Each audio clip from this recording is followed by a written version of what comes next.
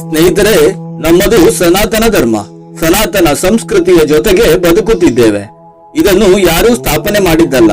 ಸನಾತನ ಎಂಬುದರ ಅರ್ಥವೇ ಇದು ಹಿಂದಿನಿಂದಲೂ ಇತ್ತು, ಮುಂದೂ ಇರುತ್ತೆ ಅಂತ. ಸೃಷ್ಟಿ ಆದಾಗಲೇ ಇದು ಕೂಡ ಸೃಷ್ಟಿಯಾಗಿತ್ತು. ಅಗೋಚರವಾಗಿದ್ದ ಈ ಧರ್ಮವನ್ನು ಗೋಚರಕ್ಕೆ ತಂದರು ಅಷ್ಟೇ. ಈ ಧರ್ಮಕ್ಕೆ ಯಾರೂ ಸಂಸ್ಥಾಪಕರಿಲ್ಲ. ಈ ಧರ್ಮದ ಬಗ್ಗೆ ಅರಿತರೆ ಇದರಲ್ಲಿ ಬದಲಾಯಿಸುವುದು ಏನೂ ಇಲ್ಲ, ಅಳಿಸಿ ಹಾಕುವುದು ಏನೂ ಇಲ್ಲ. ಎಲ್ಲವನ್ನೂ ಉಳಿಸಿಕೊಂಡು ಹೋಗುವುದೇ ಆಗಿದೆ. ನಿಜವಾದ ಸತ್ಯ ಏನೆಂದರೆ ಈ ಧರ್ಮ ಎಂದಿಗೂ ಅಳಿಸುವುದಿಲ್ಲ. ಒಂದಲ್ಲ ಒಂದು ವಿಶಿಷ್ಟ ಶಕ್ತಿಯ ಪ್ರಭಾವವು ಈ ಧರ್ಮದ ಹಿನ್ನೆಲೆಯಲ್ಲಿದೆ. ಭಿನ್ನ ಭಿನ್ನ ಮನುಷ್ಯರನ್ನು ಒಂದುಗೂಡಿಸುವ ಮಹಾಪ್ರೇರಣೆಯು ಈ ಧರ್ಮದ ಮೂಲದಿಂದ ಬಂದಿದೆ. ಒಂದು ವಂಶ, ಒಂದು ವಾತಾವರಣ, ಜನಾಂಗ ಬಾಂಧವ್ಯವೂ ಇಲ್ಲಿ ಪ್ರಮುಖವಾಗುವುದಿಲ್ಲ. ಆದರೆ ನಾವು ತಪ್ಪಾಗಿ ಅರ್ಥೈಸಿಕೊಂಡು ಭೇದ ಭಾವ ಮಾಡುತ್ತೇವೆ. ಧರ್ಮದ ಮೂಲವು ಇದು ಮಾನವನ ಯುಕ್ತಿಯಲ್ಲ. ಜನ ಇದನ್ನು ಆರ್ಯ ಸಾಹಿತ್ಯದ ಆಧಾರದ ಮೇಲೆ ಧರ್ಮವು ಪ್ರಕೃತಿ ಪೂಜೆಯಿಂದ ಪ್ರಾರಂಭವಾಯಿತು ಎಂದು ಅಭಿಪ್ರಾಯ ಪಡುತ್ತಾರೆ. ಆದರೆ ಇದನ್ನು ಇಂದ್ರಿಯಗಳ ಮೇರೆಯನ್ನು ಮೀರಿ ಹೋಗುವ ಪ್ರಯತ್ನ ಎಂದು ನಾನು ತಿಳಿಯುತ್ತೇನೆ. ಇದು ಪರಿಶುದ್ಧವಾದ ಅಮೂರ್ತ ಸತ್ಯವನ್ನು ಪ್ರತಿಪಾದಿಸುತ್ತದೆ. ಇದನ್ನು ನಾವು ಸರ್ವವ್ಯಾಪಿಯಾದ ಅಸ್ತಿತ್ವವೆಂದಾಗಲಿ, ದೇವರು ಅಥವಾ ನೈತಿಕ ನಿರಾಕಾರದ ಅಸ್ತಿತ್ವವೆಂದಾಗಲಿ, ಚರಾಚರ ವಸ್ತುಗಳ ಅಂತರಾಳದಲ್ಲಿರುವ ಸಾರ ವಸ್ತುವೆಂದಾಗಲಿ ಕರೆಯಬಹುದಾದರೂ ಆಧುನಿಕ ಕಾಲದಲ್ಲಿ ಧರ್ಮವನ್ನು ಅತೀಂದ್ರಿಯ ಅನುಭವದ ಆಧಾರವಿಲ್ಲದೆ ಬೋಧಿಸುವಾಗ ಧರ್ಮದ ಜೊತೆಯಲ್ಲಿ ಭಿನ್ನ ಧಾರ್ಮಿಕ ನಿಯಮಗಳನ್ನು ಅಳವಡಿಸಲಾಯಿತು ಎನ್ನುವುದು ನನ್ನ ಅಭಿಪ್ರಾಯ. ಪ್ರಯೋಜನ ದೃಷ್ಟಿಯಿಂದ ನೀತಿ ನಿಯಮಗಳನ್ನು ಗುರುತಿಸುವುದಾದರೆ ಅಲೌಕಿಕದ ಪ್ರೇರಣೆ ಇಲ್ಲದೆ, ಪ್ರಜ್ಞಾತೀತ ಅನುಭವವಿಲ್ಲದೆ ಯಾವುದೇ ನೀತಿ ನಿಯಮಕ್ಕೂ ನೆಲೆ ಇಲ್ಲ. ಅನಂತತೆಯ ಬಗ್ಗೆ ಮನನ ಮಾಡದಿದ್ದರೆ ಯಾವ ಆದರ್ಶವೂ ನಿಲ್ಲಲಾರದು. ಮಾನವ ಎಲ್ಲಿಯವರೆಗೆ ಬಾಹ್ಯ ಮತ್ತು ಆಂತರಿಕ ಪ್ರಕೃತಿಯನ್ನು ಮೀರಿ ಹೋಗಲು ಹೋರಾಡುತ್ತಿರುತ್ತಾನೋ ಅಲ್ಲಿಯವರೆಗೆ ಅವನು ಮಾನವನಾಗಿರುತ್ತಾನೆ. ಎಲ್ಲಿಯವರೆಗೆ ಮಾನವನಲ್ಲಿ ಆಧ್ಯಾತ್ಮಿಕತೆಯ ಸಾಧನೆ ಇರುತ್ತದೆಯೋ ಅಲ್ಲಿಯವರೆಗೆ ಮಾನವ ಉನ್ನತಿಯ ಪಥದಲ್ಲಿರುತ್ತಾನೆ. ಮಾನವನಲ್ಲಿ ಆಧ್ಯಾತ್ಮಿಕತೆ ಇಳಿಮುಖವಾಗಿ ಲೌಕಿಕತೆಯೇ ಮೇಲಾದರೆ ಅಂದೇ ಅವನ ಅವನತಿ ಪ್ರಾರಂಭವಾಗುತ್ತದೆ. ಇವೆಲ್ಲವನ್ನೂ ಗಮನದಲ್ಲಿಟ್ಟುಕೊಂಡೇ ಇಲ್ಲಿರುವ ಆಚರಣೆಗಳನ್ನು ರೂಢಿಗೆ ತಂದರು ಅಂತ ಕಾಣುತ್ತೆ. ಯಾಕೆಂದ್ರೆ ಧರ್ಮ ಮತ್ತು ಆಧ್ಯಾತ್ಮಿಕತೆಯಿಂದ ದೊರೆತ ನೀತಿ ನಿಯಮಾವಳಿಗಳು ಮನುಷ್ಯನ ಅನಂತ ಸ್ವಭಾವವನ್ನು ಗುರುತಿಸುತ್ತೆ. ಪ್ರಪಂಚ ಈಗಿರುವಂತೆ ಮುಂದೆ ಇರುವುದಿಲ್ಲ. ಆದರೆ ಇಲ್ಲೊಂದು ಅಪಾಯವಿದೆ. ಪ್ರತಿಯೊಂದು ದೇಶದಲ್ಲಿಯೂ ಜನರು ತಮ್ಮ ತಮ್ಮ ತತ್ವಗಳನ್ನೇ ತೆಗೆದುಕೊಂಡು ತಮಗೆ ತೋಚಿದ್ದನ್ನೇ ತಾನು ಮಾಡಬಲ್ಲೆ ಎನ್ನಬಹುದು. ಈ ವಿಶ್ವಕ್ಕೆ ಯಾವುದು ಬೇಡವೋ ಅದನ್ನೇ ಮಾಡಬಹುದು, ಯಾವುದರ ಅವಶ್ಯಕತೆ ಇದೆಯೋ ಅದನ್ನು ಬಿಡಬಹುದು. ಆದರೆ ಒಂದನ್ನು ತಿಳಿಯಬೇಕು, ಮನುಷ್ಯ ಇಚ್ಛಾಬದ್ಧ ಎನ್ನುವುದೇನೋ ಸರಿ, ಆದರೆ ಇಚ್ಛಾ ಸ್ವಾತಂತ್ರ್ಯ ಎನ್ನುವುದು ಭ್ರಾಂತಿ. ನಾವೆಲ್ಲ ಅರಿತೋ ಅರಿಯದೆಯೋ ಈ ಸ್ವಾತಂತ್ರ್ಯದ ಕಡೆಗೆ ಹೋಗಲು ಹೋರಾಡುತ್ತಿರುತ್ತೇವೆ. ಇಡೀ ಪ್ರಪಂಚ ಎಷ್ಟೊಂದು ಚೆನ್ನಾಗಿದೆ ಎನ್ನುವ ಅಧಿಕಾರ ನಮಗಿದೆ. ಆದರೆ ಈ ಪ್ರಪಂಚದಲ್ಲಿ ಆಗುತ್ತಿರುವ ನಿರಂತರ ಸ್ಪರ್ಧೆ, ಹೋರಾಟಗಳನ್ನು ತೊರೆದು ಬ್ರಹ್ಮಾಂಡದ ಮಹಾಸತ್ಯವನ್ನ ಒಂದು ಅಂಶವಾದರೂ ಅರಿತರೆ ಇಡೀ ಪ್ರಪಂಚ ಬೇರೆಯ ರೂಪದಲ್ಲಿ ಕಾಣುತ್ತಿತ್ತು. ಸನಾತನ ಧರ್ಮವನ್ನು ಅನುಸರಿಸಿ ಹಲವಾರು ಧರ್ಮಗಳು ಬಂದವು. ಎಲ್ಲಾ ಧರ್ಮದ ಅಂತರಾಳದಲ್ಲೂ ಒಂದು ಮಹತ್ಭಾವವಿದೆ. ಜನರ ಹಿತವನ್ನೇ ನಿರೀಕ್ಷೆ ಮಾಡುತ್ತೆ. ಆದರೆ ಈ ಪ್ರಯತ್ನ ಎಂದೂ ಪರಿಣಾಮಕಾರಿಯಾಗಿಲ್ಲ. ಧರ್ಮದ ಹೆಸರಲ್ಲಿ ನಾವು ಹೋರಾಡುತ್ತಲೇ ಇರುತ್ತೇವೆ. ಆದರೆ ಒಂದಂತೂ ಸತ್ಯ, ಇಲ್ಲಿ ಮನುಷ್ಯನಿಗೆ ಆದ ಸತ್ಯ ದರ್ಶನವು ದೇವರದ್ದೇ ಅಲ್ಲದೆ ಮನುಷ್ಯನದ್ದಲ್ಲ. ಆ ಕಾರಣಕ್ಕೆ ಸನಾತನ ಧರ್ಮವು ಒಂದು ಅತ್ಯಂತ ಧೀರ ಧರ್ಮವಾಯಿತು. ಇನ್ನೊಂದು ಕಾರಣವಿದೆ. ಭರತಖಂಡದಲ್ಲಿ ಹಿಂದೆ ಅದ್ಭುತವಾದ ಧಾರ್ಮಿಕ ಸ್ವಾತಂತ್ರ್ಯವನ್ನು ಕೊಟ್ಟಿದ್ದರು. ಅದು ಆರ್ಯರ ಕಾಲದ ಇತಿಹಾಸ. ಧಾರ್ಮಿಕ ಭಾವನೆಯಲ್ಲಿ ಪ್ರಚಂಡ ಶಕ್ತಿ ಇದೆ ಅನ್ನುವುದನ್ನು ಅವರು ಅರಿತಿದ್ದರು. ಆದ್ದರಿಂದಲೇ ಸೊಗಸಾದ ಸಾಮಾಜಿಕ ವ್ಯವಸ್ಥೆ ಇಂದಿಗೂ ನಮ್ಮಲ್ಲಿದೆ. ಅದನ್ನ ಅನುಸರಿಸಿಕೊಂಡೇ ಬಂದಿದ್ದೇವೆ.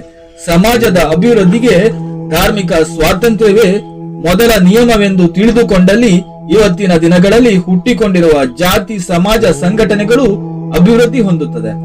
ಹೇಳ್ತಾ ಸಂಚಿಕೆ ದೊಡ್ಡದಾಗುತ್ತಾ ಹೋಗುತ್ತೆ. ನಾನಿಲ್ಲಿ ಹೇಳಲಿಕ್ಕೆ ಹೊರಟಿರುವುದು ಧರ್ಮದ ವಿಚಾರ ಅಲ್ಲ, ಧಾರ್ಮಿಕ ಆಚರಣೆಯ ವಿಚಾರ. ಆದರೆ ನಮ್ಮ ಧಾರ್ಮಿಕ ಆಚರಣೆಗಳು ನಮ್ಮ ನಡತೆ ನಡಾವಳಿಯ ಮೇಲೆ ಪ್ರಭಾವ ಬೀರುತ್ತೆ. ನಮ್ಮ ನಡಾವಳಿಗಳು ನಮ್ಮ ವ್ಯಕ್ತಿತ್ವ, ನಮ್ಮ ಸಂಸ್ಕೃತಿಯನ್ನ ತೋರಿಸುತ್ತೆ. ನಾವು ಆರ್ಯರ ಆಚರಣಾ ಪದ್ಧತಿಯನ್ನೇ ಇಂದಿಗೂ ಅನುಸರಿಸಿದ್ದೇವೆ. ಕಾಲಕ್ಕೆ ತಕ್ಕಂತೆ ಸ್ವಲ್ಪ ಬದಲಾವಣೆ ಆಗಿರಬಹುದು ಅಷ್ಟೇ. ಯಾಕೆಂದರೆ ಈ ಆಚರಣೆಗಳು ಮನುಷ್ಯನ ವಿಕಸನದ ವ್ಯವಸ್ಥೆಯಲ್ಲಿ, ಮನುಷ್ಯನ ಸರ್ವಾಂಗೀಣ ಅಭಿವೃದ್ಧಿಯ ವ್ಯವಸ್ಥೆಯಲ್ಲಿ ಇವುಗಳು ಪ್ರಮುಖ ಪಾತ್ರ ವಹಿಸುತ್ತದೆ. ಪ್ರಾಚೀನ ಋಷಿ ಪರಂಪರೆಯನ್ನು ಸೂಕ್ಷ್ಮವಾಗಿ ಅವಲೋಕಿಸಿದಲ್ಲಿ ನಮಗೆ ಅರ್ಥವಾಗುವುದು, ಅವರುಗಳು ತಮ್ಮ ಶಕ್ತಿಯನ್ನು ಸತ್ಯದ ಕಡೆಗೆ ಹರಿಸಿದ್ದರು. ಸತ್ಯದ ಅಂತರಾಳದಲ್ಲಿರುವ ಸತ್ಯವನ್ನರಿಯಲು ಯತ್ನಿಸಿದ್ದರು. ವೈಜ್ಞಾನಿಕವಾಗಿ ಅವಲೋಕಿಸಿದ್ದರು. ವಿಶ್ವದಲ್ಲೆಲ್ಲ ಏಕತಾ ಭಾವನೆಯನ್ನು ಹರಡಲು ಪ್ರಯತ್ನಿಸಿದ್ದರು. ಅದರ ಪರಿಣಾಮವೇ ಪ್ರಪಂಚದಲ್ಲಿ ಕಣ್ತೆರೆಯುವ ಪ್ರತಿಯೊಂದು ಮಗುವು ಭಾರತವನ್ನು ಸ್ವರ್ಣ ಸ್ವಪ್ನವಾಗಿ ಕಾಣುತ್ತದೆ. ಈಗ ಲೌಕಿಕ ವಿಚಾರಕ್ಕೆ ಬರೋಣ. ಹಿಂದಿನ 3-4 ಸಂಚಿಕೆಯಲ್ಲಿ ಗಾಯತ್ರಿ ಉಪಾಸನೆಯ ಮಹತ್ವದ ಬಗ್ಗೆ ತಿಳಿಸುತ್ತಾ ಬಂದಿದ್ದೆ.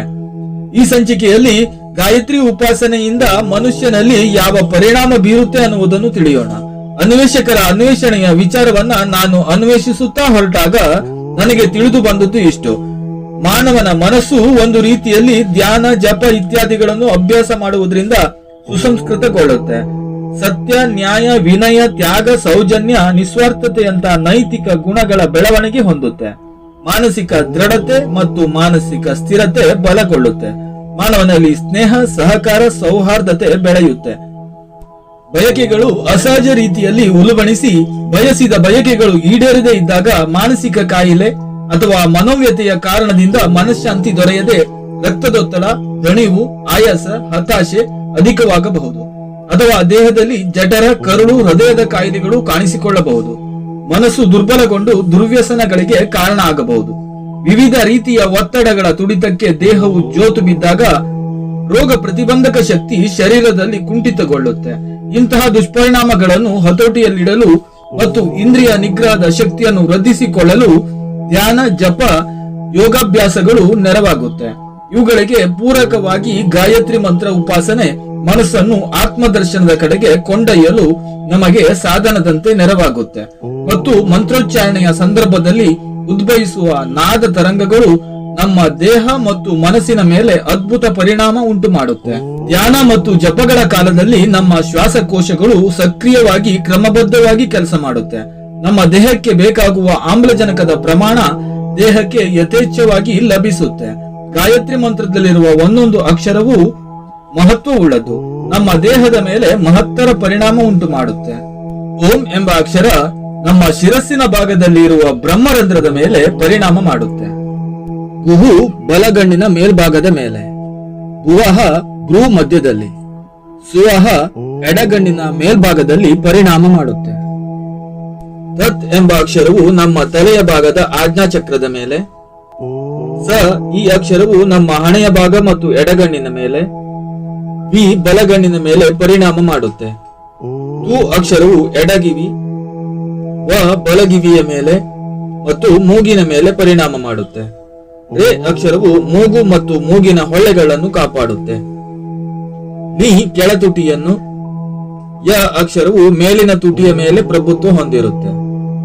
ಮ ನಮ್ಮ ಮುಖದ ಮಧ್ಯಭಾಗವನ್ನು, ಬರ್ ಇದು ಕಂಠ, ಗೋ ಕಪಾಲ ಮತ್ತು ಕಂಠದ ಒಳಗಿನ ಭಾಗದ ಮೇಲೆ ಪರಿಣಾಮ ಮಾಡುತ್ತೆ. ದೇ ಕಂಠ ಮತ್ತು ಕುತ್ತಿಗೆಯ ಮೇಲೆ ಮತ್ತು ಎಡ ಎದೆಯ ಭಾಗದ ಮೇಲೆ ಪರಿಣಾಮ ಮಾಡುತ್ತೆ. ವ ಅಕ್ಷರವು ನಮ್ಮ ಹೆಗಲು ಮತ್ತು ಬಲ ಎದೆಯ ಮೇಲೆ, ಸ್ಯ ಅಕ್ಷರವು ಬಲಗೈ ಮೇಲೆ ಪರಿಣಾಮ ಮಾಡುತ್ತೆ. ಧಿ ಅಕ್ಷರವು ಎಡಗೈಯ ಮೇಲೆ ಪರಿಣಾಮ ಮಾಡುತ್ತೆ. ಮ ಅಕ್ಷರವು ಹೃದಯದ ಭಾಗವನ್ನು, ಹಿ ಅಕ್ಷರವು ಹೊಟ್ಟೆಯ ಭಾಗದಲ್ಲಿ ನಾಭಿಯ ಮೇಲೆ ಪರಿಣಾಮ ಮಾಡುತ್ತೆ. ಧಿ ಇದು ನಾಭಿ ಪ್ರದೇಶದ ಮೇಲೆ ಮತ್ತು ಬೆನ್ನು ಮೂಳೆಯ ಕೆಳಗಿನ ಪ್ರದೇಶದಲ್ಲಿ ಹೆಚ್ಚಿನ ಪರಿಣಾಮ ಮಾಡುತ್ತೆ. ಯೋ ಸೊಂಟದ ಭಾಗದಲ್ಲಿ, ಯೋ ಅಕ್ಷರವು ನಮ್ಮ ಗುಹ್ಯ ಭಾಗವನ್ನು, ನಹ ತೊಡೆಯ ಭಾಗ, ಪ್ರ ಮೊಣಕಾಲು, ಚೋ ನಮ್ಮ ಮಂಡಿಯ ಹಿಮ್ಮಡಿಯವರೆಗಿನ ಭಾಗ, ತ ಅಕ್ಷರವು ನಮ್ಮ ಗುಲ್ಮದ ಮೇಲೆ, ಯಾತ್ ಅಕ್ಷರವು ನಮ್ಮ ಎರಡೂ ಪಾದಗಳ ಮೇಲೆ ಪರಿಣಾಮಕಾರಿಯಾಗಿದೆ.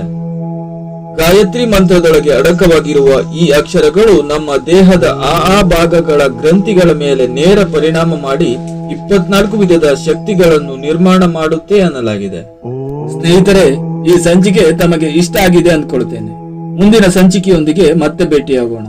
ಧನ್ಯವಾದಗಳು.